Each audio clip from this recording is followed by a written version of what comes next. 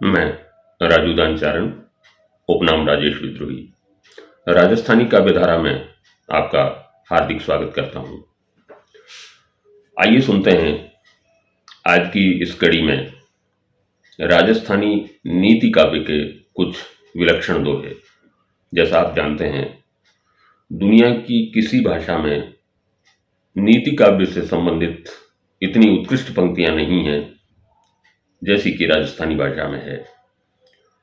राजस्थानी भाषा की हमारी जो लोक साहित्य की वानगी है, उसमें आज मैं प्रस्तुत कर रहा हूं नीति काव्य से संबंधित कुछ दोहे।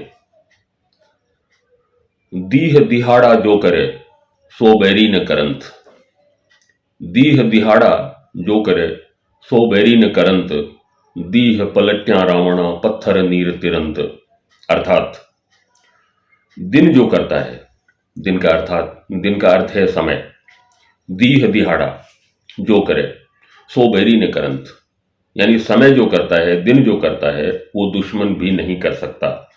और इसका एक सटीक उदाहरण दिया है कवि ने कि दीह पलट्या रावणा पत्थर नीर तिरंत। जब रावण के दिन पलटे, जब रावण का समय जो है वो खराब आया, तो उस वक्त पानी में पत्थर तैरे। जबकि हम सब जानते हैं कि पानी में पत्थर किसी सूरत में नहीं तैर सकते, लेकिन दीह पलट्या रावणा पत्थर नीर तिरंत, जब रावण के दिन बदले, दिन फिरे, तो ऐसी स्थिति में जो है वो पत्थर भी पानी में तैरे। और लंका और भारतवर्ष के बीच में एक सेतु का निर्माण हुआ, जिसे हम राम सेतु के नाम से जानते हैं। अगला दोहा,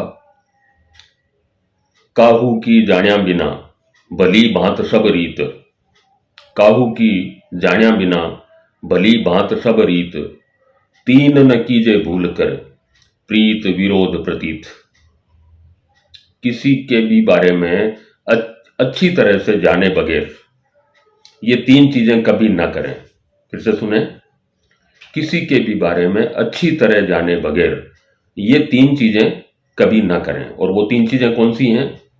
प्रीत, प्रेम, प्रतीत, विश्वास, और विरोध या दुश्मनी। तो प्रेम, विश्वास और दुश्मनी, ये तीन चीजें किसी के बारे में बगैर जाने न करें। बहुत महत्वपूर्ण जानकारी इस दोहे के जरिए, नीति काव्य का ये दोहा। और एक और प्रसंग इसी नीति काव्य से जुड़ा हुआ, बांका रह जो वालमा बांका आदर होय, बांका रह जो वालमा बांका आदर होय, बांका बन का लाकड़ा काट न सके कोई। यहाँ बांका रहने का मतलब है स्वाभिमान के साथ रहना, या कि अपनी अना के साथ, सेल्फ प्राउड के साथ रहना। तो हमेशा जो है वो पत्नी कहती है पति से कि बांका रह जो वालमा बांका आदर होय। ऐसे ही लोगों का संसार में आदर होता है, ऐसे ही लोगों की संसार में स्थिति होती है, उनका एग्जिस्टेंस होता है, जो बांके रहते हैं। अर्थात अपने स्वाभिमान पर, अपने आत्मसम्मान के साथ जो अडिग रहते हैं। और फिर दूसरी पंक्ति में जो उदाहरण दिया है वो गौरतलब है कि बांका बन का लाकड़ा काट न सके कोई। आपने देखा होगा कि जंगलों में अक्सर वो पेड़ काटे जाते हैं जो बहुत सीधे होते हैं। जो बांके टेढ़े या टेढ़े मेढ़े जो पेड़ होते हैं, उनको कोई नहीं काटता। बहुत ही सूझबूझ भरी ये सीख। तो ऐसे न जाने कितने प्रसंग हमारे राजस्थानी के नीति काव्य में है। क्रमशः एक एक कर हम आपके सामने इन सबको लाते रहेंगे। बहरहाल आपने इस श्रृंखला को पूरी तवज्जो के साथ सुना, इसके लिए बहुत बहुत आभार। जय भारत, जय राजस्थान, जय राजस्थानी।